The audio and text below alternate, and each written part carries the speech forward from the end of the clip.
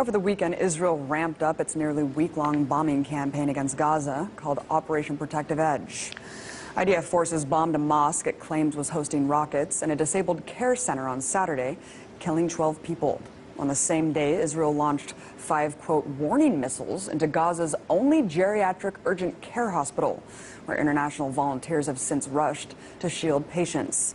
Now, since the beginning of the offensive, at least 181 Palestinians have been killed and over 1,200 injured at the time of this broadcast, according to the International Middle East Media Center.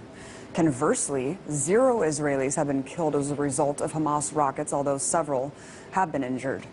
In a disturbing turn of events, according to Gazan doctors and the health minister, Israel is now using weapons against civilians that have been banned under international law.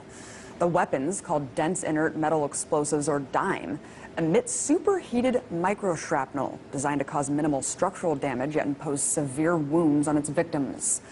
Back in 2009, during Israel's siege on Gaza dubbed Operation Cast Lead, Norwegian doctor Eric Foss told The Independent that DIME victims he treated looked as though they had stepped on a mine. He went on to say, quote, there was no shrapnel in their wound. Some had lost their legs. It looked as though they had been sliced off. I have been to war zones for 30 years, but I've never seen such injuries before. Now, if these reports are indeed true, it wouldn't be the first time Israel's used banned weaponry, considering its past deployment of white phosphorus. But you aren't hearing these inconvenient facts on the corporate-controlled press. Instead, the narrative being peddled is that Israel continues to rightly defend itself against rockets and is using precision-guided missiles against only, quote, Hamas targets. But as journalist Rania Khalek points out in an article about Israel targeting civilians, Hamas is the political party that was democratically elected in 2006 to govern the Gaza Strip and West Bank. Hamas's control means that almost everyone and everything in Gaza can be considered a Hamas affiliate. This unchallenged loose definition has enabled Israel's war architects to widen the definition of legitimate targets to include civilians and civilian infrastructure, including mosques, schools, hospitals, banks, electricity lines, and residential homes, all have which have been targeted. Indeed, as the Palestinian Center for Human Rights observed, Israeli warplanes launched 39 airstrikes targeting houses, agricultural plots, open areas, a charity, and a bank in the southern Gaza Strip town of Khan Yunis.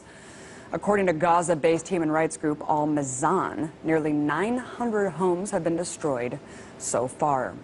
And in the deadliest strike yet, Gaza's police headquarters was utterly demolished, and the home of Gaza's police chief was bombed, killing 18 members of his family.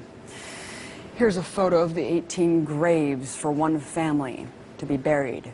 But if you ask the White House, this is all part of Prime Minister Netanyahu's, quote, responsible defense. Well, earlier I made a statement against this irresponsible barbarism, and I've been overwhelmed with the feedback from thousands of people from around the world. It's been featured on Turkish media as well as France, Indonesia, Pakistan, Malaysia, and has gone viral on Palestinian TV station Rائعه FM. It truly warms my heart to see the international community stand up in solidarity with the people of Gaza, who recognize that the clock doesn't start with the rockets or the tragic kidnappings. Palestinians in the West Bank and Gaza are living under brutal occupation, and there's no military solution to be had. As one Palestinian named Maha Mahana said, throughout this decades-long conflict, Israel has proven they can't win, and Palestinians have proven